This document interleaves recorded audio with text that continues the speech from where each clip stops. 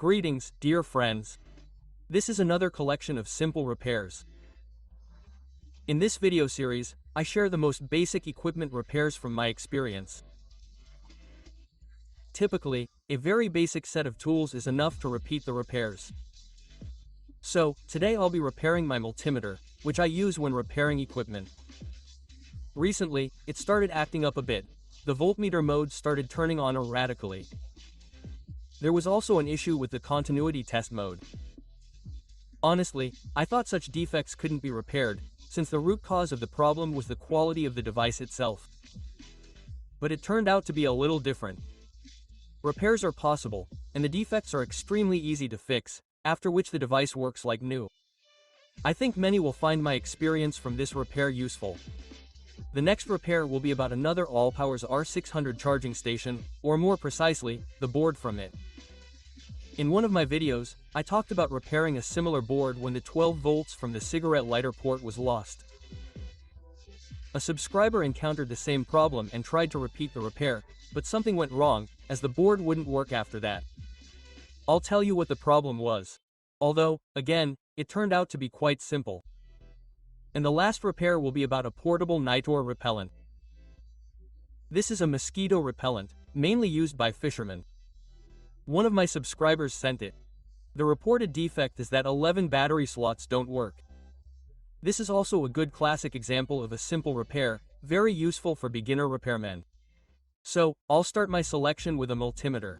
I'll demonstrate its defects. First, the continuity test mode doesn't work. When the probes are shorted, there is no beep, and the multimeter doesn't detect low resistance in this mode. Furthermore, when switching to ohmmeter mode and shorting the probes, the readings on the screen are clearly false. Hundreds of kilo ohms instead of near zero resistance, as shown in diode test mode. And finally, I can't always get the voltmeter mode to work on the first try. For example, right now the multimeter has switched to diode check mode instead of voltmeter mode for some reason. After restarting the modes, they sometimes even start working again, but it gets harder and harder, so ignoring the defects has become simply impossible. That's why I decided to figure out what the problem is. So, to repair it, I need to disassemble the case, remove the back panel, and take out the circuit board. Everything is held in place with screws, so I'll have to unscrew them. On the back of the circuit board are the rotary switch contacts, which are the problem we're having. They're covered in factory grease. Everything is clean and free of dirt. However, this grease appears to have started conducting current. Perhaps the factory grease was inappropriate for this component, because if I wipe it off, the multimeter starts working flawlessly.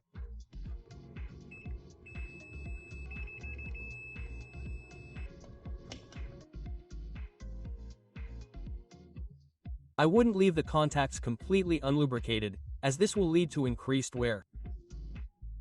To prevent this from happening, I applied thick silicone grease, making sure it didn't get between adjacent tracks. This could be critical. I checked and cleaned the flexible contacts of the switch itself of old grease, then reassembled the multimeter. A couple of months have passed since the repair, and the defects have not returned. The device works perfectly, and I hope it will continue to do so for a long time, as I am 99% satisfied with the multimeter itself. Well, on to the next repair. The board from the Allpower's R600 charging station showed no voltage at the cigarette lighter port. I attempted to repair it myself. We replaced the MP9928 microcircuit, as in one of my videos about repairing the same station, but for some reason, 12 volts still didn't appear at the cigarette lighter. Currently, the 12-volt converter doesn't start, although the start signal is received. A new microcircuit was installed. The key was not mixed up during installation, but the soldering quality is still unclear. To remove all doubt, I'll simply solder the chip. It's in a QFN package, which many people have trouble soldering.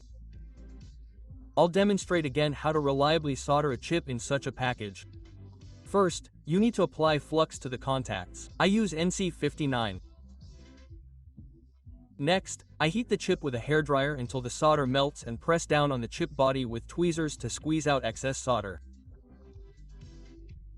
The final touch is soldering the pins with a soldering iron.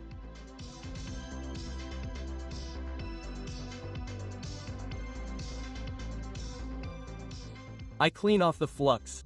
Now the chip is securely soldered, and I can test its operation. I connect the power supply and turn on the 12-volt cigarette lighter output. Excellent. There's voltage now. So, the problem was simply poor soldering. Well, let's be glad the repair was so simple, and move on to the last repair for today. One of the Nitecore portable repellent's battery compartment slots isn't working. When the battery is inserted into the right slot, the device turns on and works, but not when inserted into the left slot.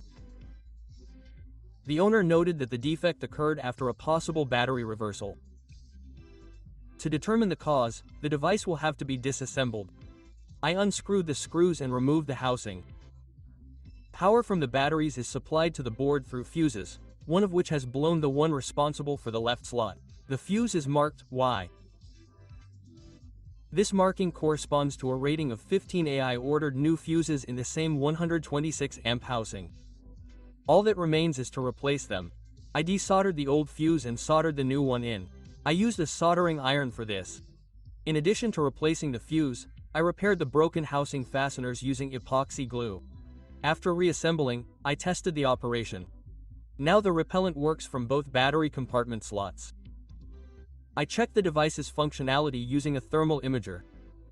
The evaporation pad is heating up, meaning the device is operational. And that completes the repair. Well, dear friends, this is the last repair for today, and it's time to say goodbye. Thank you all for your attention, and we'll see you at other repairs. Until next time.